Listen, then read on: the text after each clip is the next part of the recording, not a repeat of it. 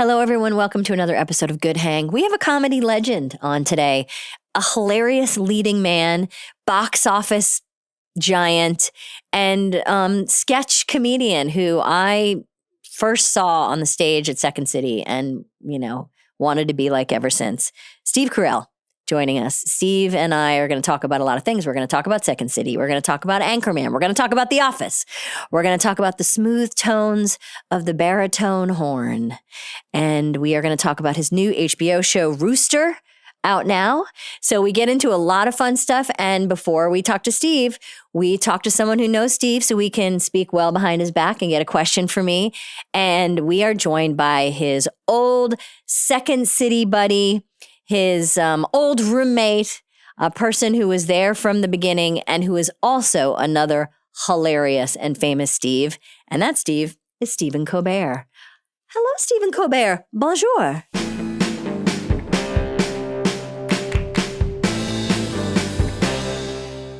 This episode of Good Hang is presented by Subaru. Some cars go the extra mile. Long-range Subaru hybrids take that to a whole new level. With up to 597 miles per tank in the Crosstrek Hybrid, a car that I've given my family, and up to 581 miles per tank in the Forester Hybrid, another car that I also enjoy. Subaru. Love goes the extra mile. Visit Subaru.com/hybrid to learn more. Range based on EPA estimated combined fuel economy and a full tank of fuel. Actual mileage and range may vary. Get up, what do you say? All I ever wanted was a really good hang. I just want to start by saying, you were the senior to my freshman when I arrived at Second City in Chicago. And it was you and Amy Zenieris and Carell and Paul Dinello, and you were all getting ready to go do Exit 57, which was, at the time, just the thought that you could go and be like the captain on stage and then go have your own sketch show. It just felt like such a dream. We had no idea what we were doing. And we thought that the answer was, what if we just worked 24 hours a day? Wouldn't that make things funnier? And it made things weirder because you would fall into a chemopsychosis and not have any sense. And I go back and I watch those sketches. Now I go, pick up the pace. What are you doing? Oh, God, yeah. I look at our old sketches and I'm like, you want to go 6 minutes on this? you really you're going to stay up all night fighting for cuts? I think it would play a little better if it was half the time. Was Second City where you and Steve first met? Yeah. Matter of fact, I was there. I worked there in the box office because I didn't have any job. I'd done a gig overseas, and then I came back with no money. I mean, literally, I was sleeping on a friend's floor. I didn't have a dime.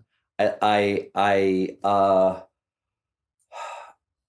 my friend Ann Libera said, she was the box office manager, and she said, you can answer phones here like 2 days a week if you need like basic cash. So I started answering phones, and then I found out that you could take classes for free if you worked there, even if you're like part-time like I was. And so I said, well, I never imagined that I would be at Second City because I was real improv. I had done, IO. I had an Improv Olympic, and those people talked a lot of shit about Second City. Yeah, there was a fun East Coast, West Coast thing happening 100%, over there. 100%, but it was like Lincoln Avenue, North Wells situation going on. Yeah. And I was very much Cross Currents. That's where I did it at Cross Currents. Old school. On L. And I was like, no, man, I do. And then I went there and I saw the show and I went, oh, everybody cares just as much as anybody else. They just happen to be sold out every night and there's liquor. Right. I'm like, I kind of like this. And then I took classes and I didn't know Steve. Steve had gotten there a year and a half ahead of me, something like that. He was a little bit ahead of me in that you might call it process or like kind of rep system there. And I didn't know him at all. A year after I started working there, I was invited to audition. And I auditioned and I got into the National Touring Company, which was like a red letter day in my career. I got into the Tourco. And I think I got hired like on a Thursday. And then like on Saturday, they said, can you go in at Northwest? Because there used to be the theater at Northwest.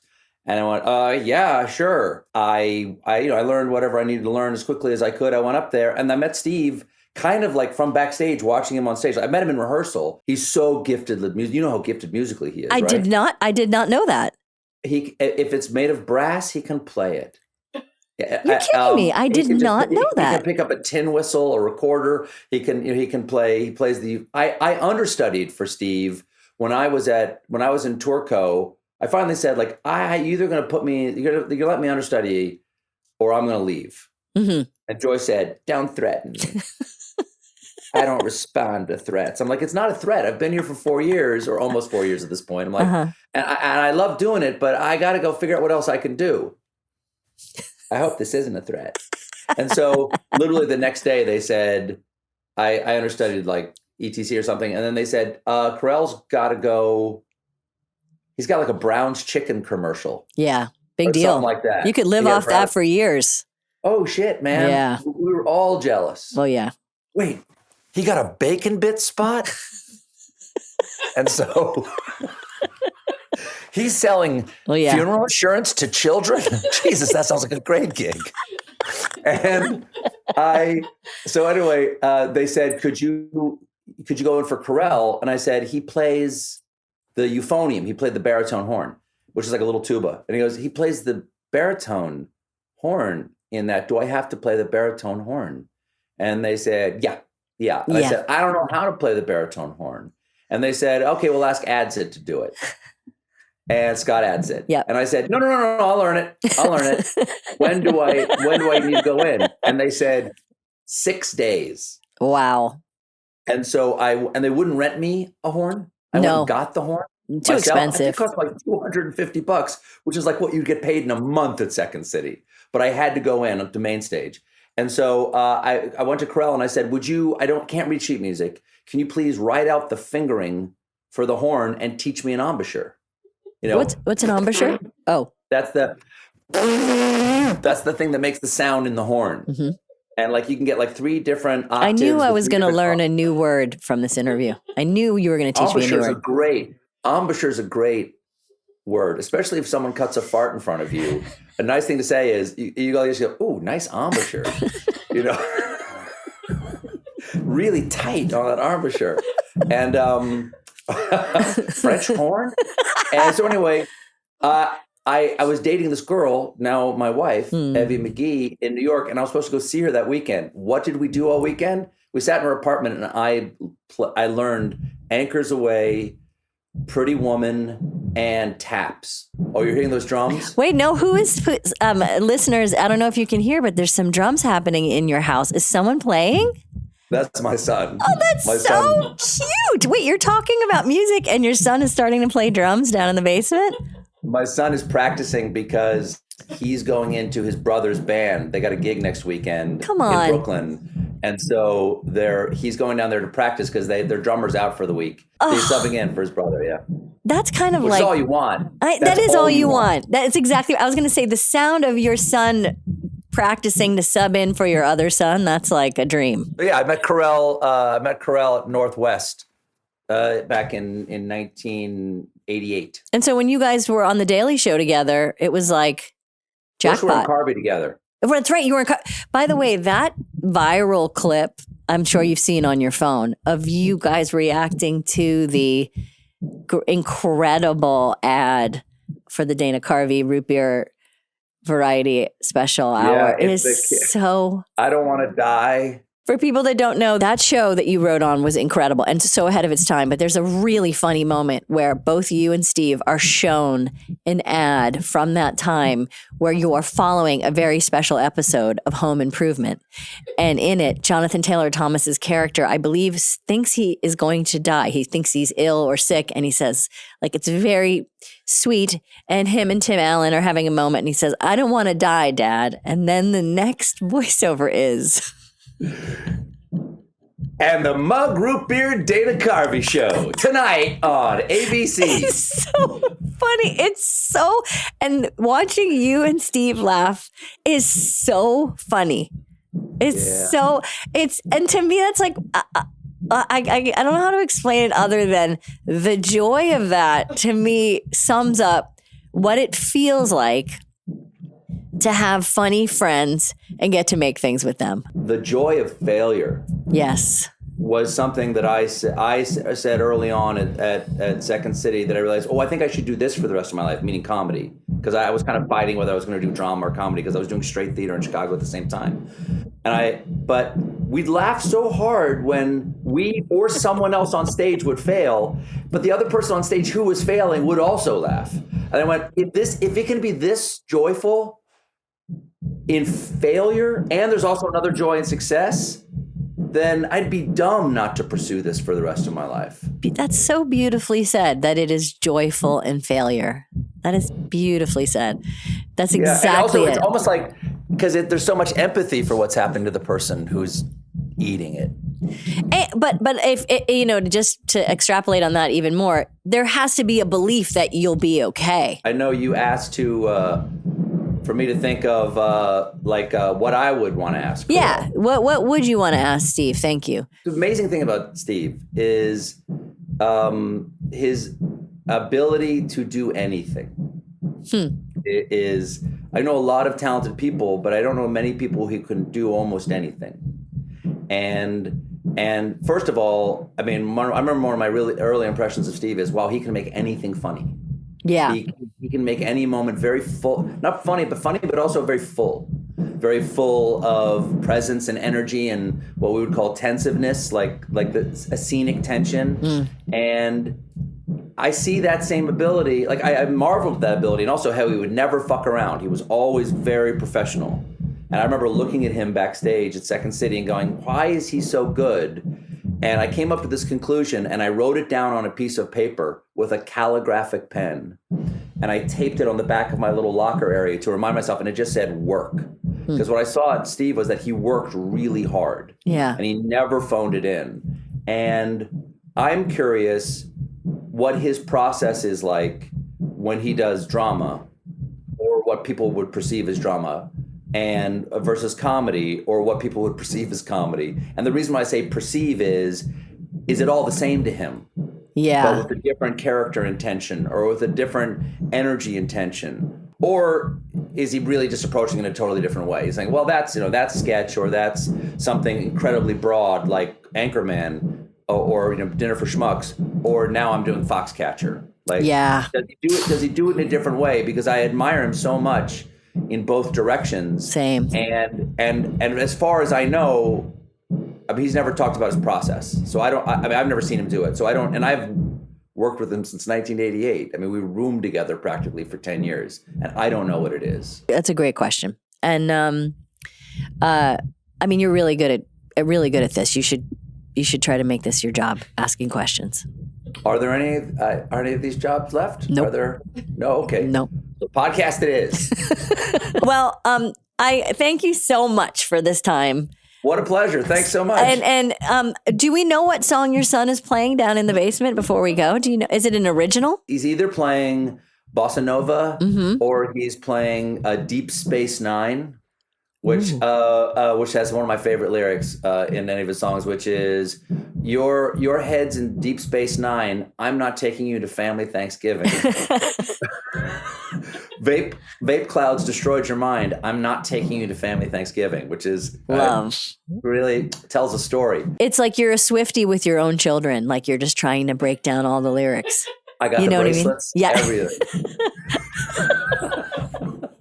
I think Steve's going to be so happy that we talked, and we could talk about your relationship a lot today, and I hope we do, because it's very special. The fact that I'm associated with him, that people still come up to me and say, Steve Carell, like they'll still get the name wrong. Yeah, sure. Love it.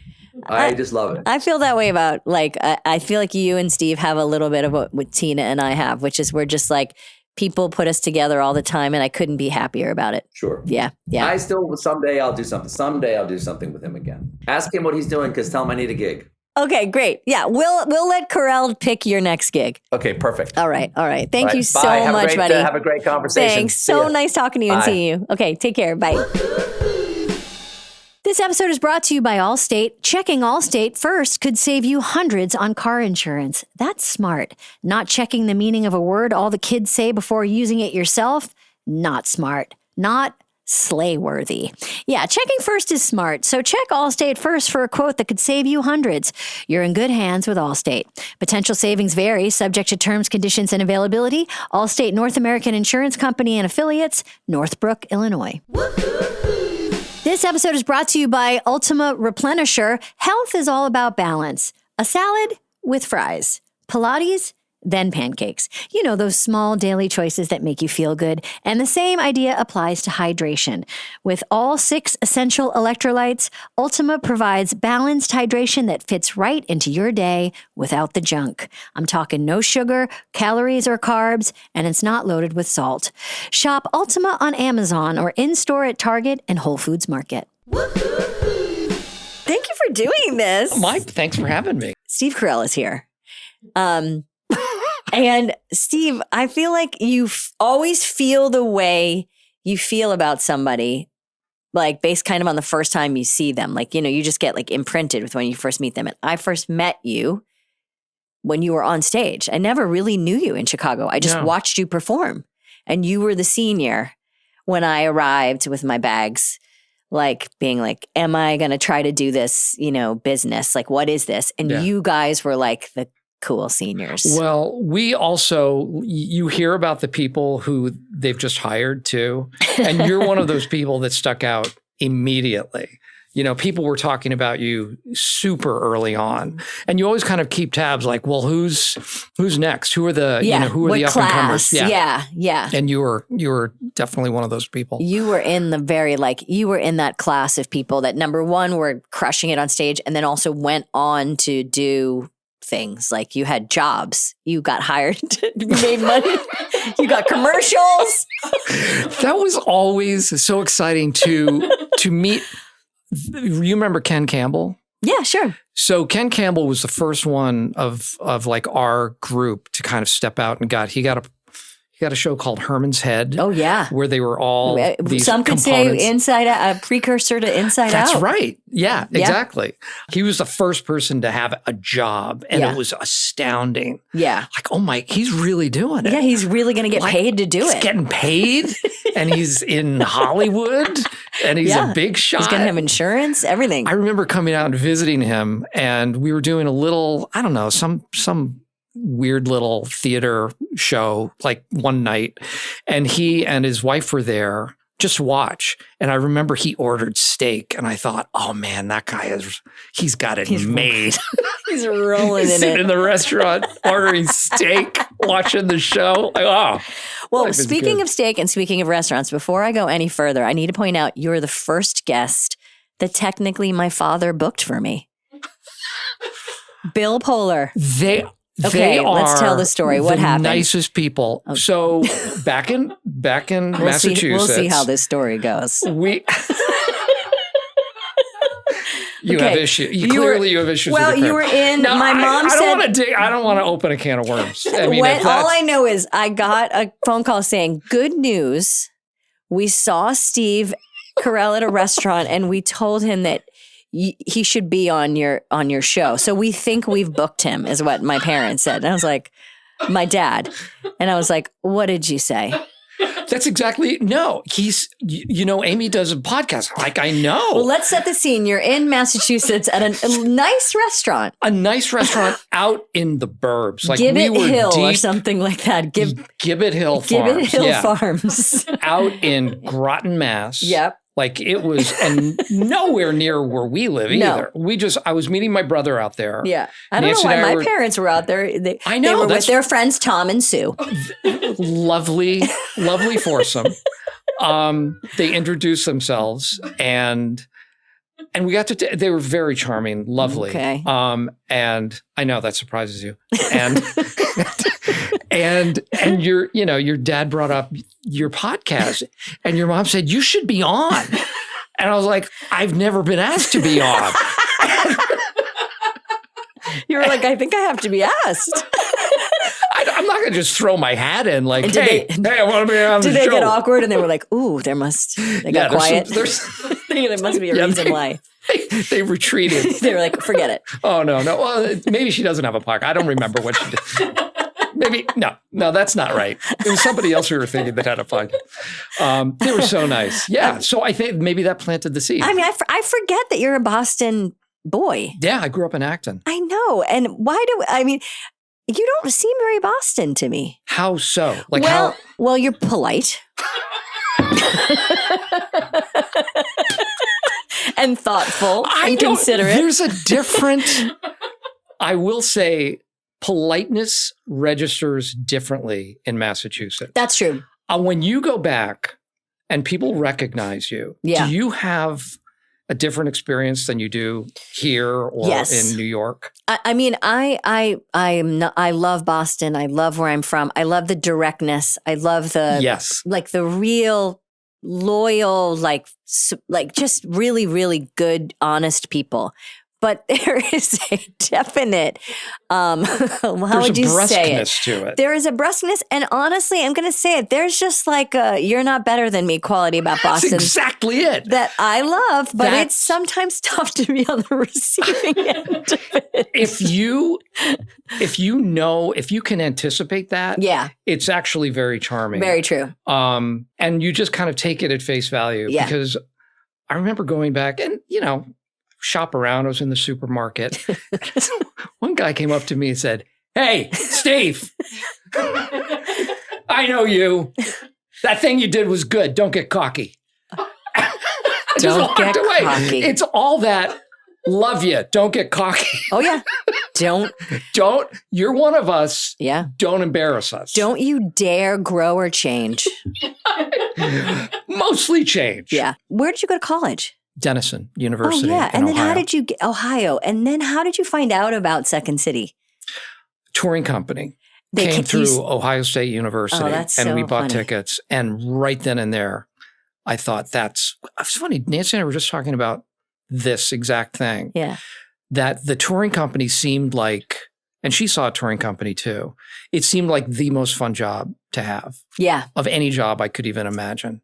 Yeah. And you roll into a college town, you do all of these great sketches that are bulletproof because they've been tried and true and have been at Second City for years and years, and they always work. Yeah. So you feel like just you're on top of the world. You're going, it's not even your material. You're just going out and performing someone else's stuff, and it's making people laugh. And I thought that's it. That's what I want to do. When you were in college, you were thinking about being an actor? I was a history major. Ah, that makes sense. So I was not allowing myself to Yeah. kind of consider that seriously. Because you probably didn't know a lot of people who were actors growing up who had No. that job. Yeah. No, it didn't seem, in Massachusetts, Yeah. your neck of the woods too. Yeah. Like It just wasn't- doesn't seem like it's a real, it didn't seem like a real job. Exactly. It's like I'll either be that or an astronaut. Mhm, It didn't seem like a plausible final destination in terms of a career. So I thought maybe history, maybe law school, something that sounded good to my parents. Yeah. Honestly, I really wanted to, after all they invested in me and my education, my brothers, I just felt like I owed them. So they something. could like when you're older, they could go up to someone in a restaurant and say, "You should join my son's law school." They could bother someone in a restaurant. They your never got a parents. chance to say that. And so then you're in Denison, you see the touring company, Yeah. you think, I'm going to go to Chicago. It's two friends of mine from Denison. After we graduated, they gave me a call randomly and said, "We're moving. We're going to Chicago." Wow. And I don't think I would have had the guts to do it myself, just by myself. But we're getting a place. Mhm. We're going to start an educational theater company, Mhm. which will help pay some of the bills. Mhm. And we'll get jobs, and we will pursue careers as actors. And I was in. What year was that? Then you arrived? 85. And you just were living in a cheap, do you remember the rent of your first apartment? $600 split 3 ways, all utilities included.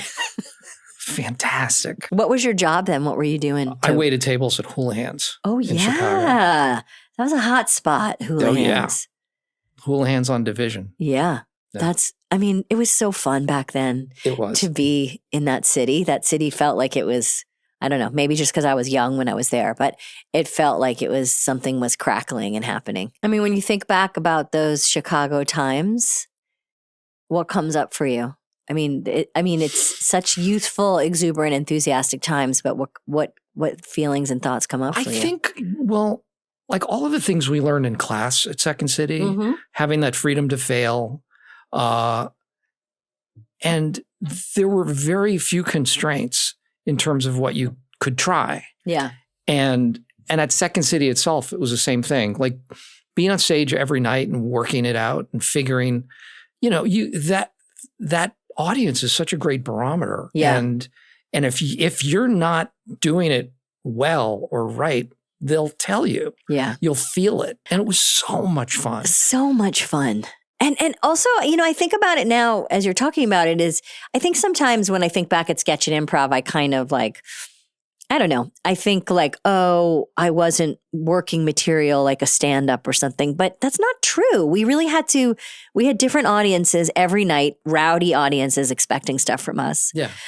And like, you had to learn how to kind of be hung out to dry a little bit on stage and be okay with it. Did you embrace that? We used to Let's talk about challenge this. each other Okay. to embracing the awfulness of the scene and like challenging each other not to leave, because it's so easy if something's failing, you just want to bail, like during an improv scene. Oh yeah. But it was sort of a badge of honor. Mhm. We're going to drive this into the ground. It's an exquisite feeling to look at your partner and be like, we're bombing. And let's hold hands and let's do this together. And sometimes you'd be able to pull it out of a nosedive, and a lot of times the lights just slowly faded.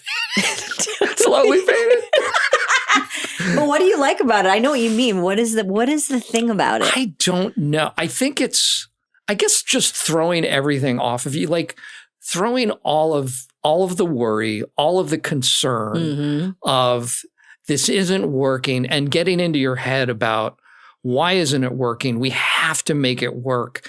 Everybody gets sweaty. Everybody starts trying too hard.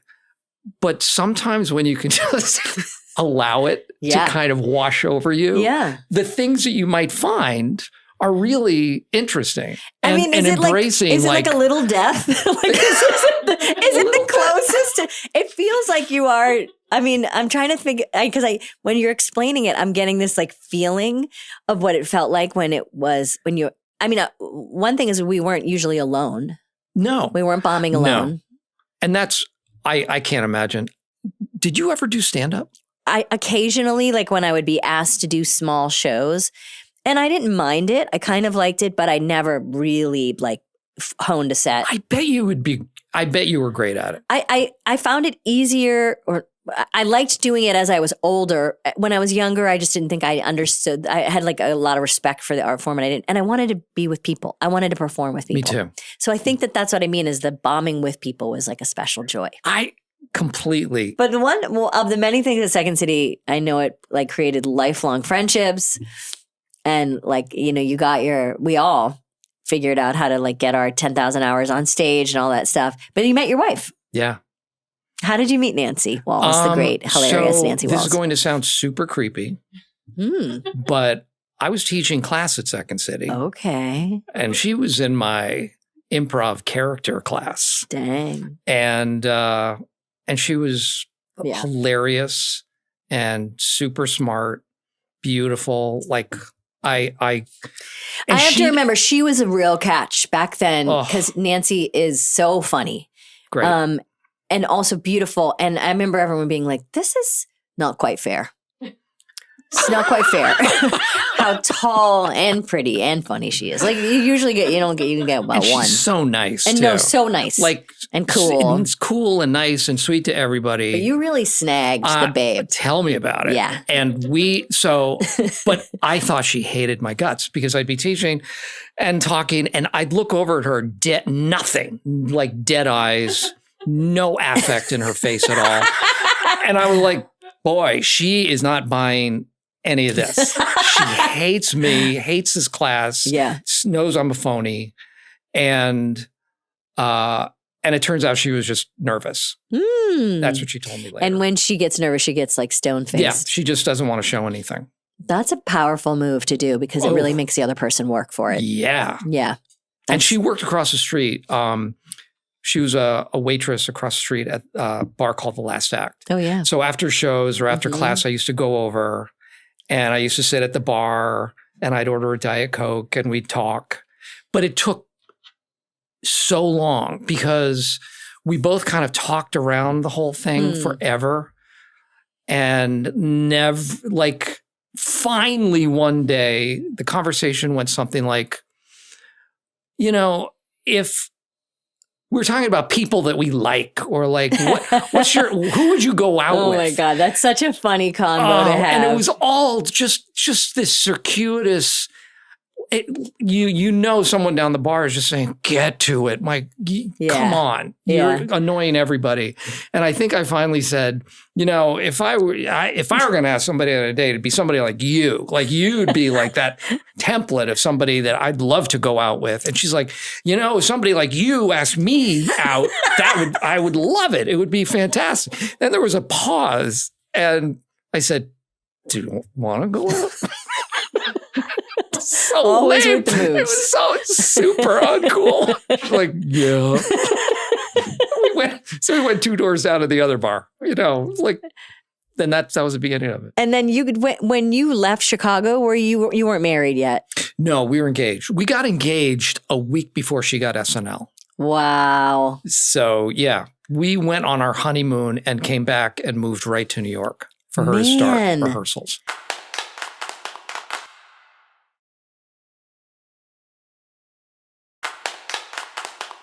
So you people know, like, way ahead of its time, Dana Carvey show that you and Colbert and others, Smigel and Conan, were all writers on? A bunch of people, yeah.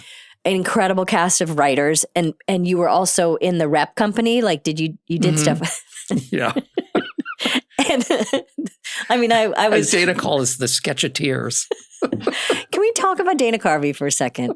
Because Dana Carvey was really important to me. Yeah. Like, he was, you know, you always kind of fall in love with that cast that when you're like 13 that you see in SNL, and it was Dana and Phil Hartman and Jan Hooks. Like, Dana is so funny. He is so funny. He is so funny. I don't know if there's anyone funnier live too. Like to be in a room with him is incredible. He's just a super funny, incredibly nice guy. Like I owe him and Smigel everything for that opportunity on that show. Because I was at a point in Chicago, my agent had told me, if something doesn't happen for you soon, it's not going to happen. My agent.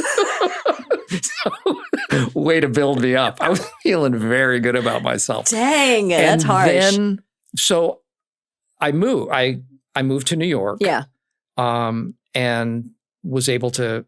The next thing I got was Dana Carvey. Yeah. And that really changed everything. Yeah. That was my first kind of step into something other than Second City. Yeah. I mean, that show, I remember it being it felt like an experiment. Yeah. And it was. It felt like it was like you guys got an opportunity to make whatever you wanted with other people's money. And then they noticed you were doing it and they said, stop. They said, stop doing that. Well, you heard about the first episode. Did you hear this story? Tell us again. The first scene of the first Dana Carvey show was Dana playing Bill Clinton. And he was sitting at a desk in the Oval Office talking about how he is the nurturing president. And at a certain point, he opens his shirt to reveal a prosthetic breastplate, like teats, if you will. Teats. And I think he had 8 nipples. Yes. And they brought, which had real milk. were rigged to lactate. Right. And so they brought a bunch of puppies and stood them on the desk, and the puppies started suckling because he was the nurturing president. Right. And so we were following Home Improvement.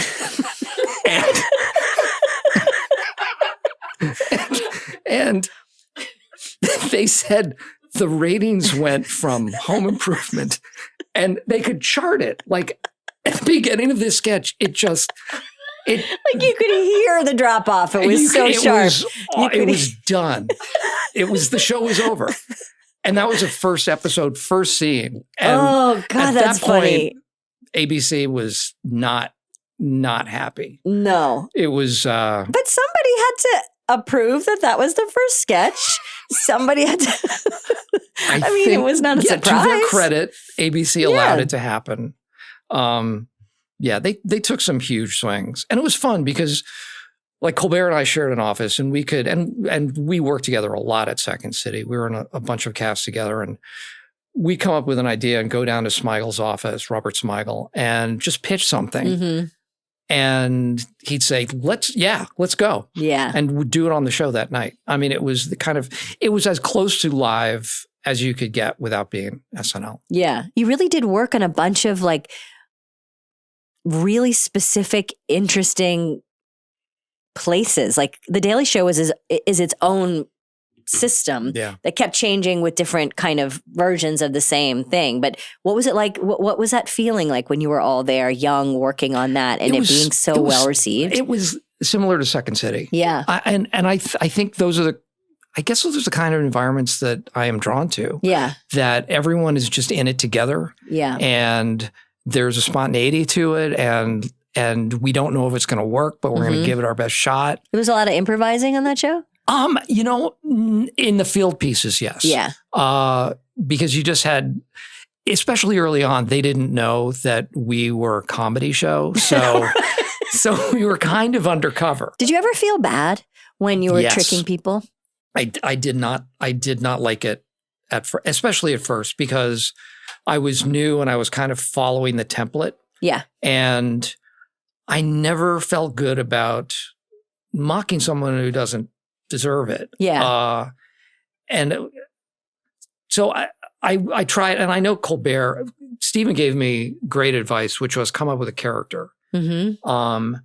And that will make it much more palatable. And my character was someone who didn't quite understand, didn't quite get it, but was super serious about everything he was asking. But it was not, the onus was on me to be, Right. I was the idiot. Yes, yes, And yes, yes. to take that off of the people. I That's remember smart. doing one field piece, which were, it was a Klingon speakers convention. Mm-hmm. And, you go, and obviously the idea is let's make fun of people who meet and learn how to speak Klingon. And they were the nicest, gentlest. I really like these people a lot. Yeah. They were very kind. Yeah. And I thought, well, who are they harming? No one. I mean, it's just harmless fun. It's just people enjoy each other's company and have a shared hobby. I mean, how is it any different than a woodworking club or a photography club? It's what they did. Mm-hmm. It's where their interests lie, and it made them happy. And I thought, no, it has to be about what an idiot I am. Well, you're really good at that, Steve. You're so good at playing someone who's frustrated by their own lack of understanding. Comedically. That's such an interesting way to put it. Just like, just get this right. It's so. Why is the world so wrong? It's so. And that energy of that is so funny. And it's so funny. But Stephen was right. And Stephen, that took a lot of that strain away. Because then it wasn't making fun of people. And there, I don't like playing pranks in terms of it being unkind or trying to make someone look stupid, unless they deserve to look stupid. Mm-hmm. But more often than not, these people didn't. They were, some of them were just eccentric, but who cares? Like that's the spice of life. And so do you think that Adam McKay, who wrote and directed Anchorman, wrote Brick with you in mind? I don't think so. No, not at all. Because, I mean, we've all seen the audition. It's so, that character is chef's kiss. That might have been the most fun I've ever had professionally. Like with those guys. Well, one of the things we do every day when we were shooting, and it was really like my first it's one of the first things I ever did. And I couldn't believe my good fortune. I thought this might be it. This might be the one that this might be one and done. Mhm. And I'm going to enjoy it. Yeah. But what we used to do during, they used to do dailies every day. And watch them? And you'd watch them? Everyone would watch them. Wow. They'd have a dailies trailer on set. And it was all on film still. So you'd watch from a few days before they developed the film, and you'd just see selections from a few days earlier. And so we'd have lunch. This was every day. We'd have lunch, and then the four of us and other cast members too, and the producers would go into this trailer, and we'd all get hot fudge sundaes at catering before we came in. So we all sat eating hot fudge sundaes and watching the dailies. Oh my God. And acting is so hard. I know. I know. I mean, I thought is this it? This is what you did as a little kid. This is what you would dream that acting would be. Yes. Yes. It's what you would dream. And it was just pure joy. Oh, and you would just laugh at what you had done a couple of days before. And most, and I'm sure you're the same way. Watching yourself, you're like, nah. Yeah. But get to somebody else's stuff. Totally. And it's just to watch what everybody else is doing. Because you can't really watch while you're in it, while you're doing it. But to kind of watch objectively. Yeah. I know what you mean. Like sometimes I've known, like, I don't know if I nailed it, but I'm going to be in a funny movie. I don't know if I don't know if I'm going to be the funny one in the funny movie, but I'm going to be in one. If I cannot detract from everyone else being funny, that's usually what I feel my job is. Because I feel like you can tell when people want to be the funniest thing. Yeah. And are trying, when it gets sweaty and they're trying super hard. Yeah. And I don't know how you feel about improv as used in film. I have a strong feeling about it, actually. Well, because I feel like, especially during that time. So I was in Anchorman. I got cut. You were in the battle scene. I was in the weren't you in one of the big original fights? one. In the original Anchorman, there was a whole other, if you remember, that giant the alarm clock. The alarm clock. That's right. So I wasn't in the alarm clock, but there are people who have the DVD extras know there was like a whole other world of like bad guys that got cut out of that movie. I think an hour's worth of material. And Maya Rudolph, Chuck D from Public Enemy, because of course, Kevin Corrigan. They were like the Weather Underground. They were this like, feisty group of rebels, trying to upset the city. I don't know how it had to do with you guys, but it was pages and pages and months. And I did a scene with them where I was like a bank teller, like a belligerent bank teller or something. But I went and worked for a day. And so I have a picture of me and Chuck D and me and Maya in a great outfit. And we're like, we're going to be an Anchorman. And then McKay was like, we're not going to be doing it. I don't. There's a whole other movie out there. Well, there was another, like a flashback scene that I don't know if we shot or whether it's kind of a blur.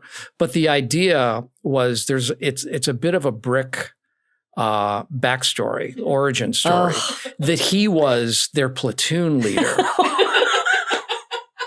in Vietnam. And he was like the biggest badass. Oh, wow. And then like, follow me. We're getting this shit done. That kind of thing. And then you cut to now. He's their trusty mascot. Yeah. But you don't know what happened in between. It's really funny. That's really funny. But in terms of, there was a lot of improv. Yeah. So during that time, there was a lot of like, and Adam loves to improvise and like, great. And I used to love it because I felt like I could do it well, but it also, it did wear me down a little bit as the years went on. Yeah. No, I agree. Do you feel this way about improv? I do, which is sometimes people are like, it's great, you can improvise. And I'm like, oh. It's, here's my take on it. What's your take? I think it's a great tool, but I don't think it is I think it's a means to an end. I don't think it's let's just do a big improv thing. Yeah. Because, and I think this was true on The Office. Mm-hmm. The scripts were great on that show, Oh, yeah. really strong every episode. And can I ask you a question? Yeah. About Parks and Rec? Yeah. So you led that show for so many years. Did you ever? How did you maintain the dignity of that character, and like how were you able to center that character all the way through? Because I think it's very easy for, when writers turn over, when staffs turn over, sometimes new writers are more fans of the show and are kind of writing to the most obvious elements of a character, as opposed to, people who are like the creators of the the writers who created the character. So did you feel like you protected your character going through? That's a good question. I feel like the short answer is Mike Schur, who really was the best captain and just kept everyone's characters very sacred and safe and really paid attention to what we would and wouldn't say. I think we started off like a little wacky and we had to adjust on the fly. So we did some like early adjusting on that show and then locked in after that. But I know what you mean. Like there would be times where I would have to say like, I don't know if this is too far. I don't know, but not a lot. I feel like everyone was in flow there. Everyone really got it. But it's funny that you bring up that exact thing because Parks and Recreation came after The Office, and there's really only two people that I've been told I am a poor man's version of. And one of them is you, which I take that as high compliment. But like we came. I would take that as a huge insult. We were all, Parks and Rec had the worst launch ever. Everyone was like, this is not The Office. We don't like this. I just remember being like, and we're like, you're not Steve and you're not, we don't like it. And I remember being like, oh, I think I just dissociated and was just like, well. But our pilot, you heard about our pilot. I know. And I want to talk to you about. Our pilot was the lowest testing pilot in the history, I think, of NBC. People really hated it. Like not just kind of. They actively hated it. Actively hated this show. And I don't quite know how it got legs after that. Well, I remember the moment. So Mike Schur, who was running Update, and I wasn't doing Update then, but I was just a cast member on SNL. And we were watching the British Office like everyone else and loving it. And I remember they were going to make the American version, and everyone was like, "This is a terrible idea. This is a terrible idea. No one can be as good as Ricky Gervais. No one can do that show." And then we heard it was you, and we were like, "Oh, whoever's making the show wants it to be funny." Like it was this thing of like, "Oh, that's a very, very good choice." Well, Greg Daniels is a great producer, and he's also kind of. He's very adept at putting together casts. Yeah. Like the alchemy and the chemistry between those people. Yeah. And we all got along so well. Yeah. We all bonded instantly and we all felt like we were a part of a team. There were no hierarchy at all in that cast. So I attribute that to him. Yeah. But I'm a poor man's Ricky Gervais. But you never watched I didn't. And never have watched the UK? No. Even now? No, I've watched all of his other shows, but I've never watched I know what The you mean. Office. I don't know if I would have wanted to watch either. I just would have felt too stressed about. I watched like a minute of one of the show of him, and he was so good. Yeah. And so specific and so funny. I thought if I watch a second more, I'm just going to go on an audition with that. I won't be able to even imagine it a different way. And I mean, are you like me? I mean, I don't enjoy comedy. No. I never Especially with me. And comedy that's done well? No. No. Pass. Yeah, so you went in not knowing, you're not watching the. No. Yeah. And it's funny that you guys all heard, the they're doing an American version, and everyone had the same reaction.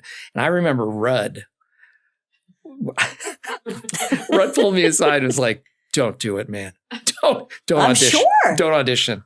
It is like there's no way." Yeah. Everyone was like, don't even touch this.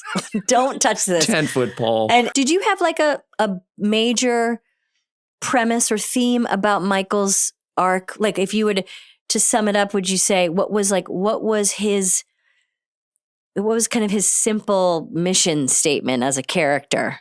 Early on, this was like a dream come true for him to be in a documentary, and be able to not only be in charge of all of these people, but to have the ability to perform and be watched and be loved. Right. I think so much of who he was about being loved, just being wanting. So good. I wouldn't even say respect. I think he just wanted to be loved. And the last, like a year before I knew I was going to leave, I talked to Greg about like what potentially the last arc for him would be. Mm-hmm. And I did want there to be a sense of growth for him. Yeah. That I said, one thing I'm going to pitch is that the last day is not the last day. Like everyone thinks that they're going to have a party for him. Mm. But he leaves the day before because he doesn't need it. He wants to say goodbye on his own terms, and he's sort of beyond being celebrated that way. And I thought would be an interesting way for him to go out. The Office is a show that people watch when they're stressed, when they're sad. Parks and Rec is exactly the same way. And I'm sure you had this happen too, like during the pandemic, everybody rewatched those shows. They went back to it. Like you have provided, and everyone on that show has provided this like feeling of safety and security in a time when people are very, very anxious, and they return over and over again. What does that feel like when people tell you that? I've provided a public service, really. And in that way, I think I'm more than an actor. You got cocky. You got cocky. You got cocky. Don't get cocky. Don't get cocky. No, but it's true. It's nice. Like we fell in love with the journey of Michael. We really, really, we do. We love him. And I will say, like, what The Office did for me, and watching it with my kids, is like exactly the way in which they enjoyed and learned this feeling of what the kids would call like cringe, but the sparkly, weird feeling of like, oh no, like tension and a little bit of stress about what is Michael going to do and say, and how is he going to do it? And then watching him swing and miss over and over again while still being loved is like, they just, they didn't know how to put that into words, but they loved that. Yeah. They loved that about him. It's such a, congrats on a great show. I don't know what else to say. I have no question here, you know. What did you say to Pam at the airport? Tell us what you said to Pam. I leaned in, I went, rah, rah, rah, rah, rah, rah, just to make it look like I was saying something. You did? You didn't? No, you did. No, we had a very emotional shared moment. I love that moment. Such a good moment. Okay, so we do something on the show where we talk to people who know our guests and who are friends of our guests to get a question asked them. And we talk well behind their back. And so we talked to Stephen Colbert today. Oh my gosh. I know. He was in his living room. It looked like a study. Mm-hmm. I was so psyched to talk to him because, like you, Stephen, you both were, I kind of only got to know you later. I didn't know you in Chicago.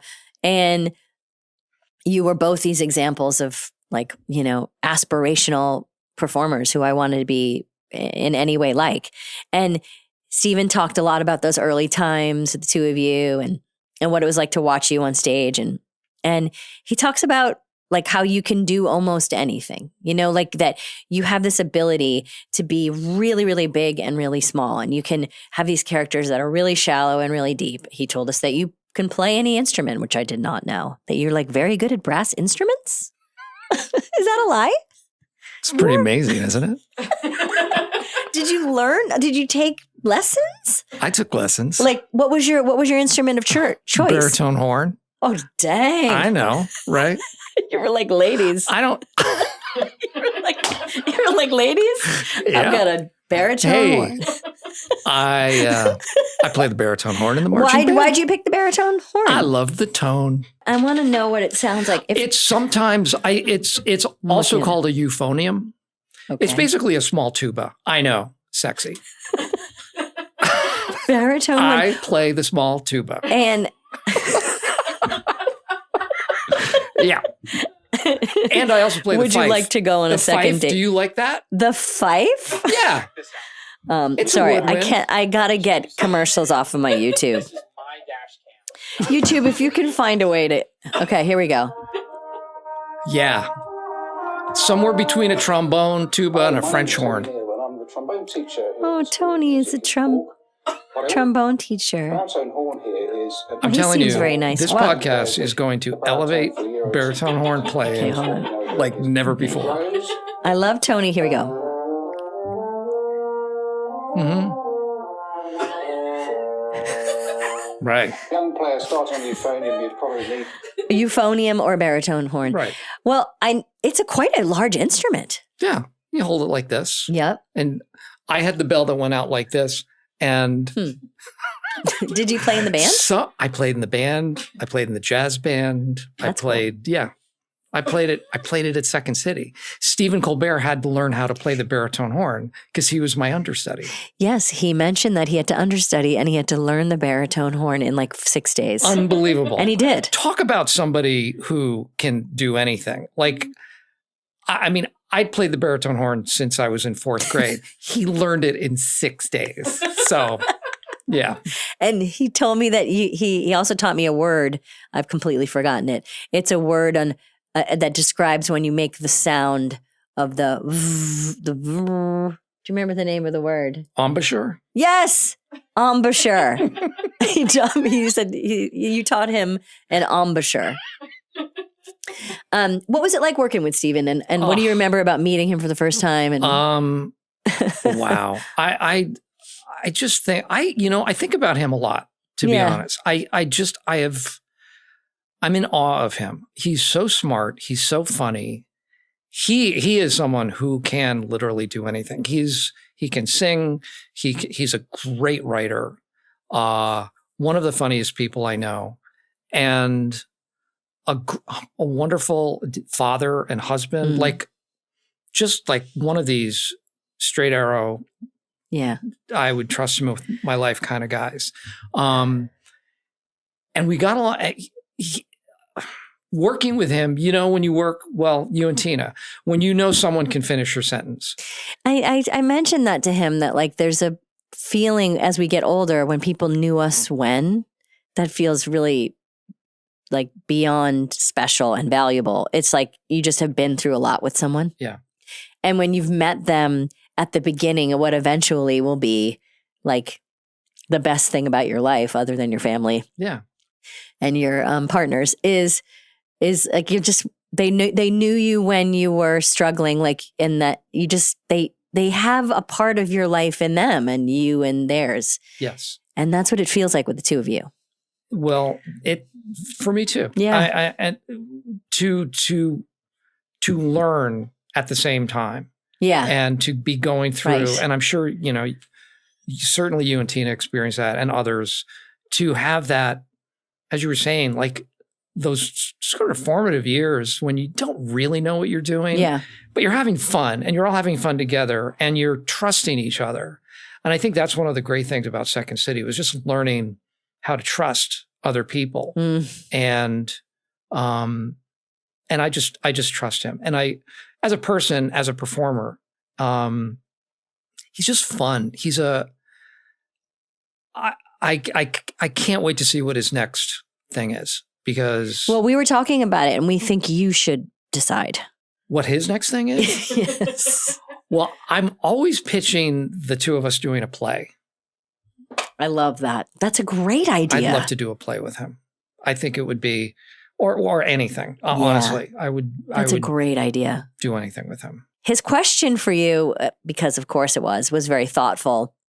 and interesting, which was, he was saying like, I've known Steve for so long, but I don't really know his process. We've never really talked about it in terms of like, is there a difference between when you're doing something dramatic and doing something comedic? Do you think about it differently? Do you approach it differently? I'll preface this by saying, whenever I hear an actor start to talk about their process, and we're going to cut the answer. A character doesn't know if they're in a comedy or a drama. Mm-hmm. They're just living their life. Right. And so if funny things happen around this character, then the movie or the show is a comedy. But if it's tragic or scary or whatever, it leans towards drama. Sometimes it's a mixture of both. But I think if you can tell a character knows they're in a comedy, it's intrinsically less funny. Yes. Like I look at somebody like Alan Arkin or Peter Sellers, and they always seem very true to their characters. Yes. They were never, like, you couldn't tell whether Alan Arkin was doing something intensely dramatic or something crazily funny. Yes. It was the same, like, not the same not the same acting. He'd play different characters, but he was equally committed to both of them and never letting on. He was never winking, like, I'm in a comedy. Yeah. Here we go. Yeah. Watch this joke. Yeah. You're going to laugh. Do you ever sense actors sometimes waiting for the laugh in a movie? They're like, look like, around like a punchline. Like, wait a second. Where? Also, the other thing that makes me so stressed out and like sweaty is in real life when people say like, I'm funny. And I'm like, oof. I don't know. I don't know. If you got to say it out loud, I don't know. Have you ever had an executive? I had an executive once say, listen, I know comedy. Okay. Like, I know it. I know it. I know it.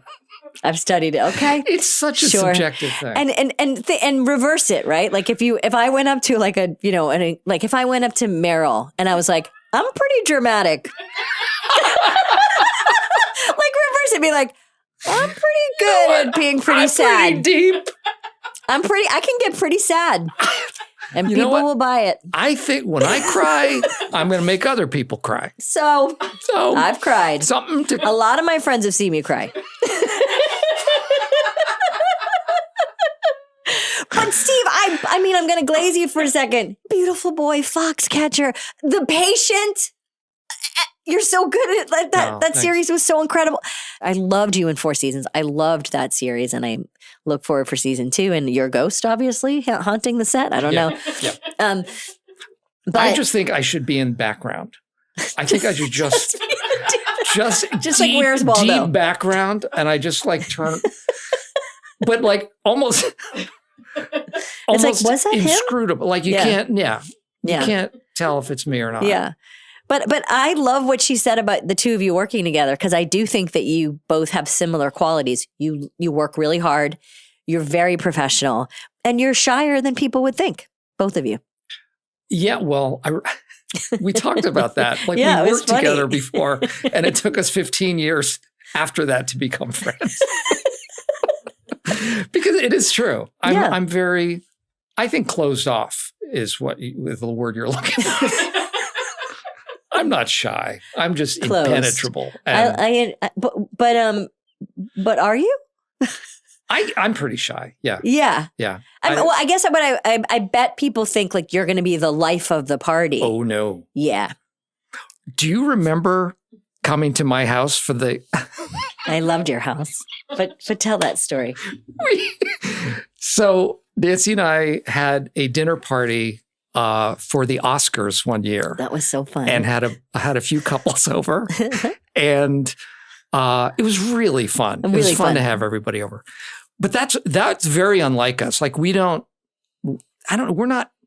I think we're more social now that we're getting older. I guess time's running out. I have to solidify some of these friendships. But so the Oscars, and we had a very nice dinner, and we taped it. We put it, we were taping the Oscars. And we ate first, like civilized, and then we were going to be like, let's go. We're going to skip sit through down, the commercials, and then we're going to go in and we'll watch, and we can fast forward through the awards that we like. And we looked at the tape, and we hadn't added the extension, and Oscars always go long. So like the big awards, we completely missed. Yeah. And we were frantic. Like, so I think somebody got online. We just started announcing like who won the awards. Kind of acting it out. My memory of that time and feeling was that it was really fun. Like, so I can only imagine the stress of like, oh shit, we didn't record the Oscars. But also, I mean, that was just fun. That was so fun. But yeah, I think that people probably assume that you're going to be kind of crazy. Yeah, I'm not out there. Know who I really I admire is Will. Yeah. Like he just owns it. Will Ferrell. Like Will Ferrell. He'll show up at a Kings game. He was wearing a ref's uniform the other day, just sitting in his seat. He came as his character from Elf year before last and was just smoking a cigarette and drinking a beer. But he just kind of owns it. I know. And loves people it. love it. And I'm way too introverted to do that. Yeah. I won one time, and I would never do this, but I thought, I'm just going to do it. I was in Beverly Hills. I was driving around, and a tour bus went by. And I thought, I'm going to do it. I'm going to wave. And I went, hey, everybody, not a person.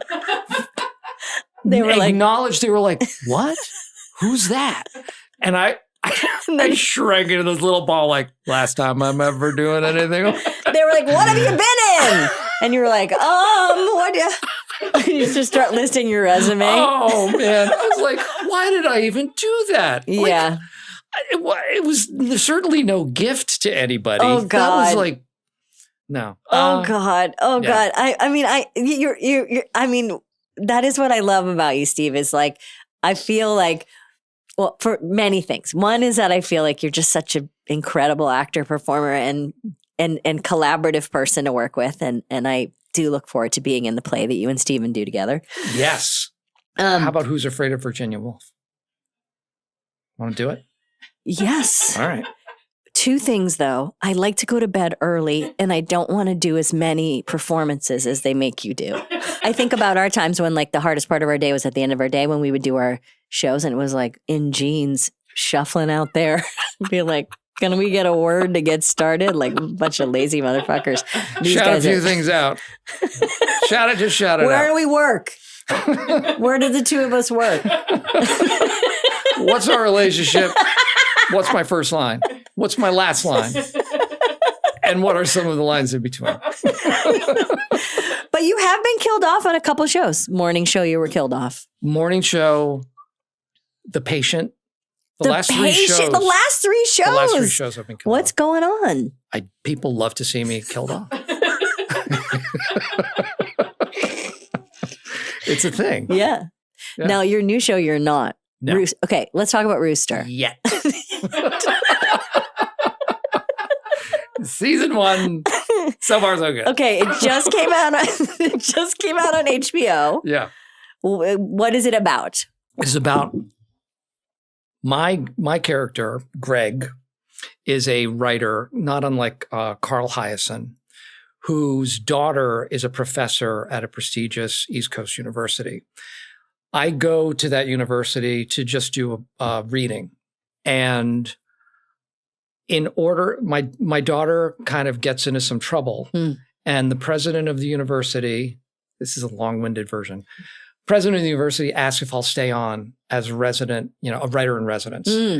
And so I become the writer in residence at this college that my daughter, and so it really changes the dynamic between me and my daughter. And it's like you stepping into this like academic world. Yeah. I like to see you as a professor. I like that a lot. Yeah. It's fun. Yeah. I think it's really, and the cast is stacked. Such a good group. What's it like doing another show with, like, how does it feel? Really, it was great. Yeah. It had that sense of freedom. Yeah. And that sense of anything can happen at any time. We can try stuff. Everybody's a great improviser. Mhm. People, talking before about improvising in character on Yeah. point. Everybody's so good at that. So great.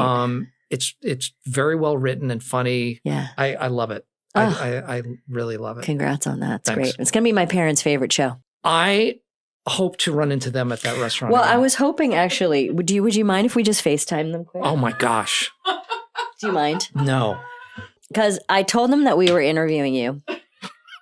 And my mom texted back, okay, it was the Gibbet Hill Grill Yeah. in Groton, Mass. Yeah. Now, when I called my dad when I texted my dad and said, where did you see Steve Carell? He didn't answer me back. And mom said he was at the gym. Let's see if we can get a hold of him. Hi, Mama. I've got Steve Carell here.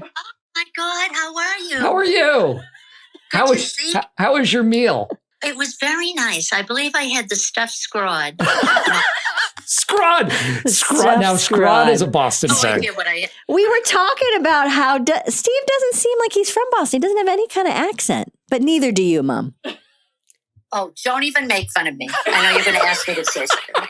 Time for car. How mad is Dad going to be that he didn't answer the phone? He's at the gym. He's right here. He's going to Oh, Bill's right here. Steve, do you mind? Of course. Bill, Steve Carell's on the phone here. Sit up, Steve Carell. Hey, Sit up. are you just lounging on the couch? He's lounging on the recliner. He's in his recliner. What time is it there? Hi, Pop. Look who you secured for me. Yes. Do I get any benefit from that? No, like a, what do you call it? Like a cash? finder's fee. Yes, finder's fee. In Boston. You know what? Are you when you go out to restaurants now? Are you just going to be like scoping for people for the show? Yeah. Yeah, that's what we try to do. You'd be interested to know what I said after you left. I said, his wife is beautiful. Weird. Thanks, Dad. Yeah. What's that about? How's that weird? Someone is beautiful. Hey, Mrs. Poehler, that's not right. That's weird. Don't let your husband talk much. That's now that gross. I'm filing for divorce now that I think about it. It's a good time. Well, thanks you guys for the assist. We had a great interview. And Dad, I owe you a couple bucks. Bye. So, Steve, thank you for being with my parents. And My before I finish, I got to ask you my most important question, which I almost forgot to ask you, which is, what is making you laugh these days? What are you watching, reading? Who's making you laugh? What do you like? Nancy and I just started. We're late to it, but just started watching The Righteous Gemstone. Oh, And that first season was such a joy. Loved it. Danny is Incredible. incredible. But can we talk about Edie for a second? Mm-hmm. Edie Patterson on that show. I'd never seen her before. Oh my God. She's so funny. So, see, that's when you see someone that just comes out of the blue Yeah. and unexpected and like a completely different approach to Yeah. a character. So unique and specific. Yeah. I know. And to talk about like improvising in character, Mm-hmm. she like everything she's saying is tumbling out of her mouth, it seems like. Yeah. I don't know how much is written or improvised, but it looks like a lot is improvised, but I don't know. But everything is kind of tumbling out of her mouth, but it's never, ever a false note. She's just staying in that. Yeah. All those characters are nuts. Yeah. I really like it. That is an amazing cast. John Goodman. I love John Goodman. I do too. Adam Devine. Yeah. It's really good. And it's one of those, it just kind of slipped by. Like Yeah. it didn't, was under our radar. And on a whim, we just said, I've heard good things and started watching it. Let me call my parents and see what they think. Okay. Let's see. Thank you, Steve. Thank you. for doing this. Thank you, Steve Carell. Thank you for talking to my parents. for this polar plunge, I just want to reiterate how grateful and lucky I am to be a Boston girl. You know, me and Steve are Boston kids who made it big. And it is really nice always to feel like you are part of a community. And that's what being from Boston feels like. So don't come at me, Boston, if I said one thing that made you mad, all right? Let it roll off your shoulders, all right? Because you're still the best, number one. Don't forget. Boston forever. Go Sox. Okay, thanks for listening, and we'll catch you next time on Good Hang. Bye. You've been listening to Good Hang. The executive producers for this show are Bill Simmons, Jenna Weiss-Berman, and me, Amy Poehler. The show is produced by The Ringer and Paper Kite. For The Ringer, production by Jack Wilson, Kat Spillane, Kaya McMullen, and Aleya Zenieris. For Paper Kite, production by Sam Green, Joel Lovell, and Jenna Weiss-Berman. Original music by Amy Miles.